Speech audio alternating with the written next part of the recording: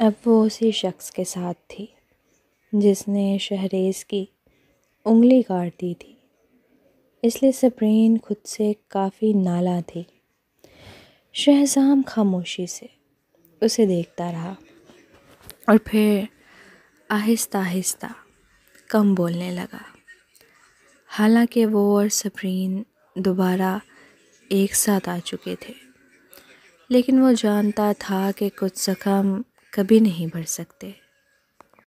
جب شہزام نے شہریز کی انگلی کاٹی تھی، صبرین نے اسے کہا تھا کہ اس کی انگلی دوبارہ کبھی نہیں اگ سکتی۔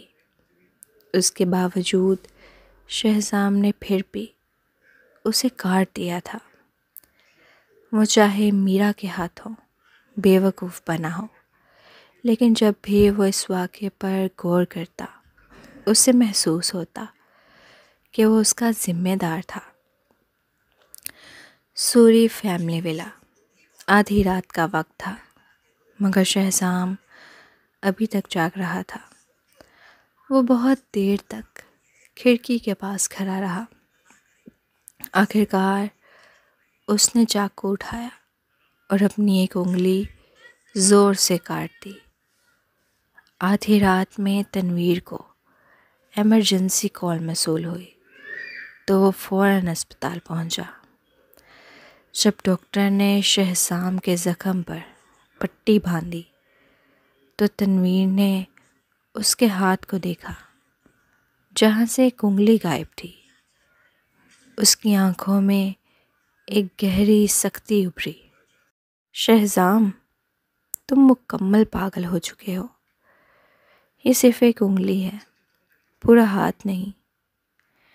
شہزام نے اپنے زرد پتلے ہونٹ کاٹتے ہوئے کہا، یہ بہتر ہے، اب میں کسی کا مقروض نہیں ہوں، اور صبرین اور میرے درمیان کوئی فاصلہ نہیں رہے گا۔ تم ایک دیوانے انسان ہو، تنویر نے غصے میں کہا، اسی لیے مجھے محبت نامی چیز سے سخت نفرت ہے۔ تم اور زارون دونوں عشق میں پاگل ہو چکے ہو۔ وہ اسپتال کے بستر پر پڑا ہے اور تنویر، تم نہیں سمجھو گے۔ بعض اوقات محبت تکلیف دہ ہونے کے ساتھ ساتھ میٹھی بھی ہوتی ہے۔ یہ احساس اتنا خوشگوار ہوتا ہے جتنا کہ ایک بڑی سرجری کے بعد اربوں ڈالر کمانے پر ہوتا ہے، بلکہ اس سے بھی زیادہ۔ شہزام نے ہلکی مسکراہٹ دی۔ مجھے لگتا ہے کہ ایک انگلی کے بدلے مکمل محبت حاصل کرنا فائدے کا سودا ہے، اور سب سے بڑی بات، میں کسی کا مقروض رہنا پسند نہیں کرتا۔ میں نے کہا تھا کہ میں شہریز کا نقصان پورا کروں گا، اور میں ہمیشہ اپنے وعدے کا پکا رہا ہوں۔ تنویر کچھ لمحے کے لیے خاموش ہو گیا۔ وہ شہزام کے بیڈ کے قریب بیٹھا اور خلا میں گھورنے لگا۔ شہزام، کہ تمہیں یقین ہے کہ مردہ لوگ خواب میں آ کر پیغام دے سکتے ہیں؟ شہزام چونک گیا۔ پتہ نہیں کیوں؟ تنویر نے مختصر الفاظ میں اسے بتایا کہ آج جب وہ علیزہ سے ملا تو کیا ہوا۔ اگر یہ سچ نہ ہوتا تو علیزہ کو کیسے پتہ چلتا کہ جویریہ کی باڈی انسانی باڈی نہیں ہے؟ اس نے باسط کی باڈی بھی دوسری جگہ منتقل کر دی۔ تنویر نے کہا۔ شہزام دم بخود رہ گیا۔ کچھ دیر بعد وہ آہستہ سے بولا،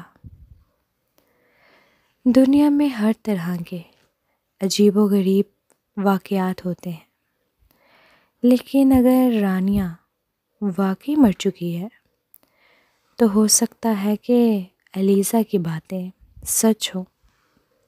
خواب میں مردہ لوگوں کے پیغامات آنے کے واقعات پہلے بھی سنے گئے ہیں۔ تو تم بھی یہی سوچتے ہو کہ وہ مر چکی ہے؟ تنویر نے حیرانی سے کہا۔ اس کے ذہن میں اچانک وہ لمحہ تازہ ہو گیا جب رانیہ شرمیلی نظروں سے اس کی باہوں میں تھی۔ اسے سمجھ نہیں آ رہی تھی کہ وہ لمحہ اسے اتنی شدت سے کیوں یاد آیا۔ شاید اس لیے کہ وہ اس کا پہلا تجربہ تھا۔ یہ حقیقت وہ کسی کو نہیں بتا سکا، نہ رانیہ کو، نہ شہزام، اور نہ ہی زارون کو۔ شہزام نے الجھے ہوئے انداز میں تنویر کی طرف دیکھا۔ تم نے اچانک رانیہ کا ذکر کیوں کیا؟ کہیں شاید مجھے لگتا ہے کہ اس کی موت میں میرا بھی ہاتھ تھا۔ تنویر کا چہرہ تاریک ہو گیا۔ میرا کی حقیقت بے نقاب ہونے کے بعد میں اب زیادہ پختہ یقین کرنے لگا ہوں کہ صبرین سچ کہہ رہی تھی۔ رانیہ نے ہیرا کو قتل نہیں کیا تھا، اور میں نے ایک وکیل کر کے اسے جیل بھجوا دیا۔ رانیہ کے ساتھ جو کچھ ہوا اس کی وجہ سے شیرازی فیملی برباد ہو گئی۔ تنویر نے مایوسی سے کہا۔ شہزام نے افسردہ لہجے میں کہا، اگر ایسا ہے تو میں بھی اس کا ذمہ دار ہوں۔ کوئی بات نہیں، زیادہ نہ سوچو۔ تنویر کھڑا ہو گیا۔ میں صبرین کو کال کرتا ہوں۔ ضرورت نہیں، اتنی رات کو میں اس کی نیند خراب نہیں کرنا چاہتا۔ شہزام نے فوراً انکار کر دیا۔ تنویر حیرانی سے اسے دیکھتا رہ گیا۔ تم نے اپنی انگلی کاٹ دی اور پھر بھی تمہیں اس کی نیند خراب کرنے کی فکر ہے؟ حد ہے۔ صبح 11 بجے جب شہزام اسپتال سے باہر نکلا تو اس نے فوراً شہریز کو بلایا۔ جیسے ہی شہریز آیا، شہزام نے اپنی کٹی ہوئی انگلی اس کی طرف اچھال دی۔ شہریز جو ایک چورو کھا رہا تھا تقریباً الٹی کر بیٹھا۔ اس کی نظریں فوراً شہزام کے پٹی بندھے ہاتھ پر گئیں، اور پھر وہ حیرت سے آنکھیں پھاڑ کر بولا، مسٹر شہزام سوری، یہ تمہارے لیے میرا ہرجانہ ہے۔ میں نے تم سے پہلے ہی کہہ دیا تھا، ہے نا؟ شہزام نے بے پرواہی سے کہا۔ اس کے انداز سے ایسا لگ رہا تھا جیسے وہ کوئی معمولی رقم کی پیشکش کر رہا ہو، نہ کہ اپنی انگلی۔ شہریز دنگ رہ گیا۔ جب اسے حقیقت کا ادراک ہوا تو اس کی نظروں میں شہزام کے لیے احترام جھلکنے لگا۔ وہ سمجھتا تھا کہ شہزام صرف زبانی دعوے کر رہا ہے، کیونکہ سوری خاندان کے زوال کے باوجود وہ اب بھی مغرور تھا۔ اگر وہ کسی اور کے ماتحت کام کرنے والے آدمی کے لیے اپنی انگلی قربان کرنے کا حوصلہ کہاں سے لاتا؟ لیکن شہزام نے واقعی یہ کر دکھایا۔ مسٹر شہزام سوری، میں جانتا ہوں کہ تم نے یہ کیوں کیا۔ بہرحال یہ قابل تعریف ہے، اور میں بہت کم لوگوں کی عزت کرتا ہوں، تم پہلے شخص ہو۔ شہریز نے خلوص سے کہا۔ شہزام نے اپنے زخم پر ہلکا سا ہاتھ پھیرا۔ میں کسی کا مقروض نہیں رہنا چاہتا، خاص طور پر تمہارا نہیں۔ تم سپرین کی حفاظت کے ذمہ دار تھے، مگر میں جانتا ہوں کہ انہی سالوں میں جب وہ اور بچے بیرون ملک تھے، تم ہی نے انہیں محفوظ رکھا۔ زخم میں شدید جلن ہوئی، مگر اب کم از کم شہریز کا سامنا کرتے وقت اس کا ضمیر کم ملامت کر رہا تھا۔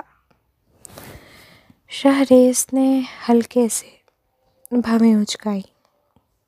بس اس بات کا خیال رکھو کہ دوبارہ ایسی غلطی نہ ہو۔ میں بھی چاہتا ہوں کہ وہ اب خوش رہے۔